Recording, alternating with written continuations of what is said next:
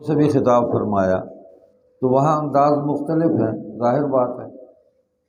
تو جب اپنوں سے خطاب فرمایا تو ہمہ جہت اس کے اندر باتیں آئی ہیں، ہر اعتبار سے ان کا نفع اللہ تعالیٰ نے ان آیات میں بیان فرمایا کہ ان کاموں میں تمہارا نفع ہے۔ یہ آیت کریمہ جو میں نے تلاوت کی، اس میں بھی بہت ہی اہم بات اللہ تعالیٰ نے اس کی طرف ایمان والوں کو متوجہ فرمایا۔ سادہ سا ترجمہ جو بزرگوں نے کیا سنا دیتا ہوں، میں تو اس کی ذمہ داری بھی نہیں اٹھاتا، مسئولیت سے بچتا ہوں، ترجمہ بھی جو بزرگوں نے لکھا اسی کو ہی سنا دیا جائے۔ اے ایمان والو، اپنے سے باہر کے کسی شخص کو رازدار نہ بناؤ، لا تتخذوا بطانۃ من دونکم لا یألونکم خبالا، یہ لوگ تمہاری بدخواہی میں کوئی کسر اٹھا نہیں رکھتے۔ وَدُّوا مَا عَنِتُّمْ قَدْ بَدَتِ الْبَغْضَاءُ مِنْ أَفْوَاهِهِمْ وَمَا تُخْفِي صُدُورُهُمْ أَكْبَرُ، ان کی دلی خواہش یہ ہے کہ تم تکلیف اٹھاؤ، اور بغض ان کے منہ سے ظاہر ہو چکا ہے، اور جو کچھ عداوت یا دشمنی ان کے سینے میں ہے، اس میں چھپائے ہوئے ہیں، وہ کہیں زیادہ ہے۔ ہم نے پتے کی باتیں تمہیں کھول کھول کر بتا دی ہیں، بشرطے کہ تم سمجھ سے کام لو۔ قد بینا لکم الآیات ان کنتم تعقلون۔ اب اس میں پہلی بات تو یہ فرمائی کہ کسی کو رازدار نہ بناؤ اپنے سے باہر۔ تو اپنے سے باہر کون ہے؟ کفار و مشرکین ہے۔ مطلقاً مشرک ہیں یا کافر ہیں، یا پھر متعین کریں تو یہود اور نصارہ ہیں، یہودی اور عیسائی ہیں۔ مکہ کے جو لوگ تھے وہ یہودی اور عیسائی نہیں تھے، مشرک تھے، بت پرستی میں مبتلا تھے، اللہ کو مانتے تھے لیکن اپنی مرضی سے مانتے تھے، اللہ کی مرضی کے مطابق اس کو نہیں مانتے تھے، اور جس طرح حضور صلی اللہ علیہ وسلم نے بتلایا ویسے نہیں مانتے تھے۔ کئی خدا بنائے ہوئے تھے، خدا کے کئی سیکٹری اور نائب بنائے ہوئے تھے، ان سے وہ کئی امیدیں وابستہ کیے ہوئے تھے۔ خیر، تو یہ جتنے بھی اسلام سے باہر لوگ ہیں جو مسلمان نہیں ہیں، اللہ پاک نے اس سب کے متعلق فرما دیا کہ ان کو اپنا رازدار نہ بنانا، اپنا راز نہ دینا۔ اور پس منظر کچھ ایسا ہے کہ مدینہ طیبہ میں دو بڑے قبائل تھے جو پرانے تھے، اوس اور خزرج، بڑی مشہور ہیں ان کی لڑائیاں، بہت زیادہ چلی آ رہی تھیں، 100 سال سے 200 سال سے لڑائیاں چلی آ رہی ہیں۔ تو حضور صلی اللہ علیہ وسلم کی دعوت کے نتیجے میں ان قبائل سے بھی کچھ لوگ مسلمان ہو گئے، یہودی بھی تھے، عیسائی بھی تھے۔ اب وہ مسلمان تو ہو گئے لیکن اپنے قبیلے کے یہودیوں اور عیسائیوں سے بھی ملتے جلتے تھے، اور بعض اوقات ان کی چکنی چپڑی باتوں میں آ کے ان کے ظاہری جو اخلاق ہیں اس سے متاثر ہو جاتے تھے، اور کوئی دل کی بات بھی ان سے کہہ لیتے تھے، کوئی راز ان کے سامنے ان کی زبان سے نکل جاتا تھا۔ یہ جو ہے نا کہ قد بدت البغضاء من افواہہم، ایک تو ہے کہ یہ منہ سے جو باتیں کر رہے ہیں نا جی، اس دشمنی کو بعض اوقات ان کے اس انداز کو، ان کے چہروں کو پڑھنے میں دقت پیش آتی تھی لوگوں کو، کہ اس میں انداز ایسا اختیار کرتے تھے۔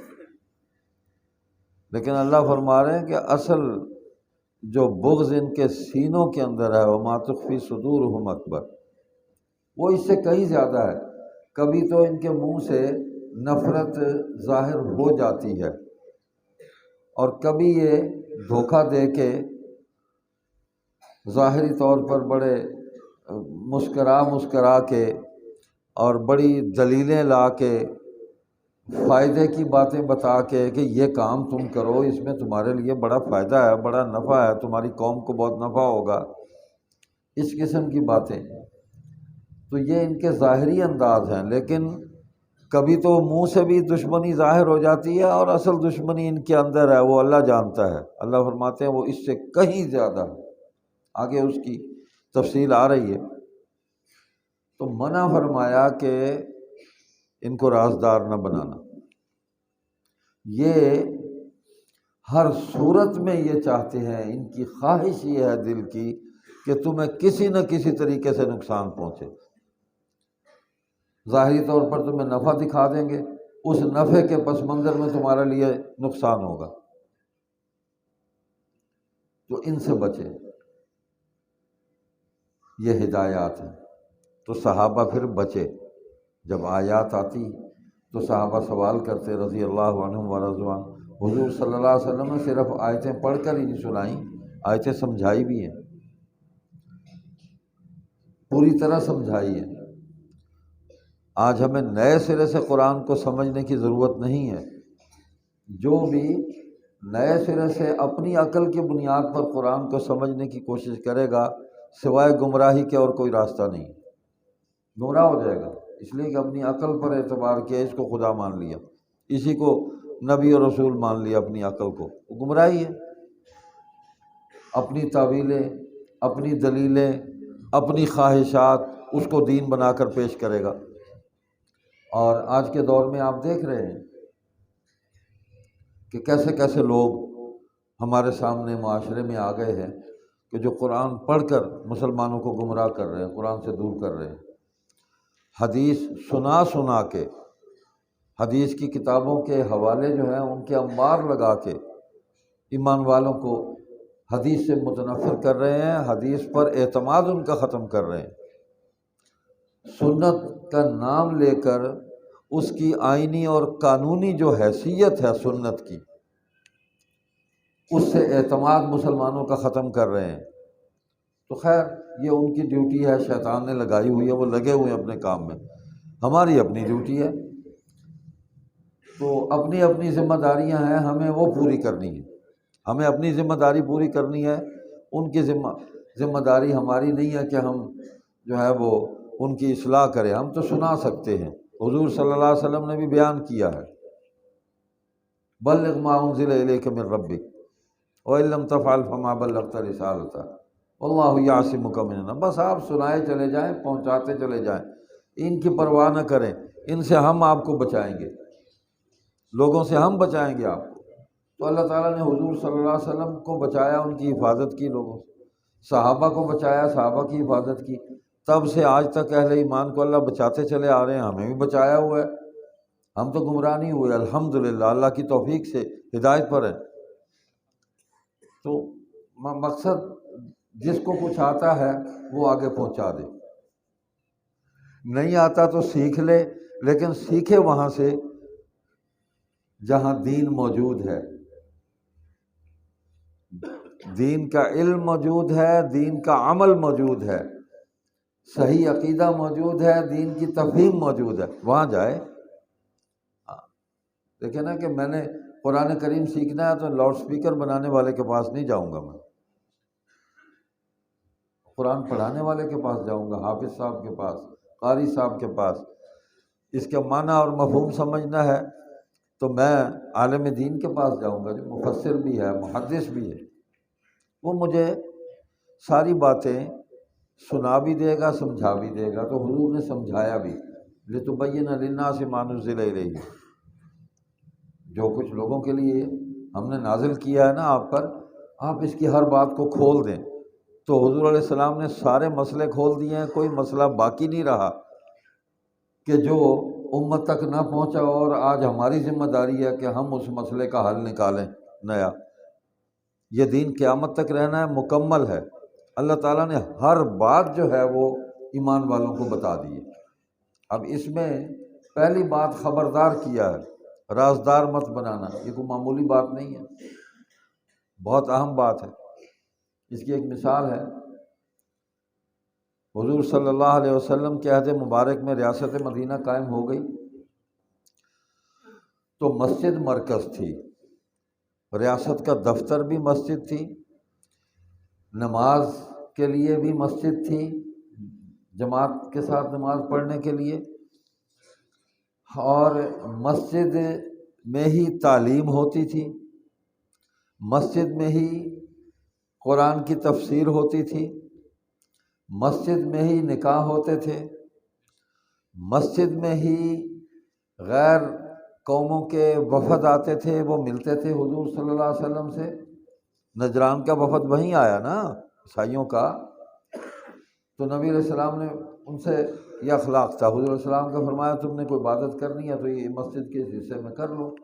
تو وہ ہمیشہ کے لیے نہیں تھا کہ وہ وہاں مستقل یعنی ایک کارنر جو ہے وہ اس کام کے لیے مختص کر دیا جائے کہ یہاں مستقل طور پر جو ہے وہ یہودی اور عیسائی آ کے اپنے اپنے وہ عبادت کرتے رہے، نہیں، بس وہ آئے، انہوں نے جو معاملات طے کرنے تھے، جو گفتگو ہونی تھی ہو گئی۔ اس دوران ان سے فرمایا کہ تم نے اگر نماز پڑھنی ہے، کو اپنی عبادت جو کرنی ہے ادھر کرو، ختم بات، وہ چلے گئے، پھر دوبارہ آیا ہی کوئی نہیں کہ اس کو عبادت کی ضرورت پیش آتی۔ تو حضور صلی اللہ علیہ وسلم کی حکومت جو اللہ کی حکومت تھی، نبی اللہ کا نائب ہوتا ہے تو اللہ کی حکومت قائم کرتے ہیں اور غالب کرتے ہیں دین کو۔ حضور صلی اللہ علیہ وسلم کے فرائض نبوت میں یہ بھی تھا، لِيُظْهِرَهُ عَلَى الدِّينِ كُلِّهِ، تمام ادیان پر اس کو غالب کر دیں، حضور نے غالب کر دیا۔ تو دین کو سمجھایا بھی، اپنے قول سے بھی، اپنے عمل سے بھی۔ آپ کے جو عمال تھے، مختلف ریاستوں کے جو گورنر بنائے گئے، عامل تھے، عامل جو ہے ان کی جمع عمال ہے، ان میں کوئی بھی غیر مسلم نہیں تھا، کوئی غیر مسلم نہیں تھا۔ حضور صلی اللہ علیہ وسلم کے پاس جو مدینہ طیبہ میں مستقل صحابہ موجود رہتے تھے، جو مشیر تھے، آپ کے سب سے بڑے مشیر تو سیدنا ابو بکر صدیق رضی اللہ تعالیٰ عنہ تھے اور فاروق اعظم تھے۔ حضور ان کو ہر وقت ساتھ رکھتے تھے اور فرماتے تھے کہ ان کو مجھ سے جدا نہ کرو۔ کبھی صحابہ فرماتے کہ ان کو ہمارے ساتھ بھیج دیں فلاں مہم پہ، حضور فرماتے میں ان کی جدائی برداشت نہیں کر سکتا، ان کو میرے ساتھ رہنے دو۔ اور فرماتے کہ جس طرح آج مجھے دیکھ رہے ہو نا ان کے ساتھ، قیامت کے دن بھی ایسے ہی دیکھو گے، یہ میرے ساتھ ہوں گے دونوں۔ تو وہ آج بھی ساتھ ہیں، وہ زمین کے اوپر بھی ساتھ تھے، زمین کے اندر بھی ساتھ ہیں، زمین پھٹے گی اور قیامت کے دن پھر وہ ساتھ ہوں گے۔ حضور نے فرمایا ایسے ہی دیکھو گے مجھے، قیامت کے دن یہ دونوں میرے ساتھ ہوں گے دائیں بائیں، ٹھیک ہے۔ تو باقی مشیر بھی تھے، غیر مسلم کوئی بھی نہیں تھا۔ ریاست کے تمام شعبوں پر مسلمان مومنین کاملین، ان کو ذمہ داری سونپی گئی، کسی کافر مشرک یہودی عیسائی کو ملک کی ریاست کا کوئی شعبہ نہیں دیا گیا، نہ راز دیا گیا۔ صحابہ نے اسی پہ عمل کیا۔ حضرت فاروق اعظم رضی اللہ تعالیٰ عنہ کے دور میں جلیل القدر صحابی حضرت ابو موسیٰ اشعری رضی اللہ تعالیٰ عنہ مشورہ دیا انہوں نے کہ حیرہ ایک علاقہ ہے، وہاں کا ایک عیسائی ہے، حساب کتاب کا بڑا ماہر ہے، یعنی اکاؤنٹس کا اکاؤنٹنٹ جنرل ہے، بہت ماہر آدمی ہے اور لکھتا بھی بڑا خوبصورت ہے، خوش خط ہے، تو کیوں نہ اس کو ہم رکھ لیں، آپ اس کو اپنے سٹاف میں شامل کر لیں۔ ایک تو یہ ہے کہ ہمارے حساب کتاب کو وہ آڈٹ کرے گا، اس کو مینٹین کر دے گا پورا، جناب ہمیں پتہ ہوگا ہمارے پاس کیا بچا ہوا ہے، کیا ہم نے خرچ کیا، کیا ہمارے پاس آیا ہے۔ اور دوسرا یہ ہے کہ آپ کے فرامین، آپ کے آرڈرز جو ہیں، اس وقت کو مطلب مشینیں تو نہیں تھی، ہاتھ سے لکھے جاتے تھے، تو وہ لکھے گا، اور خوبصورت اس کا خط ہے۔ حضرت عمر رضی اللہ تعالیٰ عنہ بڑے جلال میں آ گئے، فرمانے لگے کہ تم یہ چاہتے ہو کہ میں ریاست کے تمام راز جو ہیں وہ اس کے حوالے کر دوں، اس کو پتہ چل جائے کہ ان کے پاس ہے کیا، اور وہ ان کو بتائے آگے جا کے، اور پھر کفار و مشرکین ہماری ریاست کو تباہ و برباد کرنے کے منصوبے بنائیں، ان کو پتہ چل جائے کہ یہ ہے ان کی حیثیت اور ان کو کیسے ہم نے مارنا ہے۔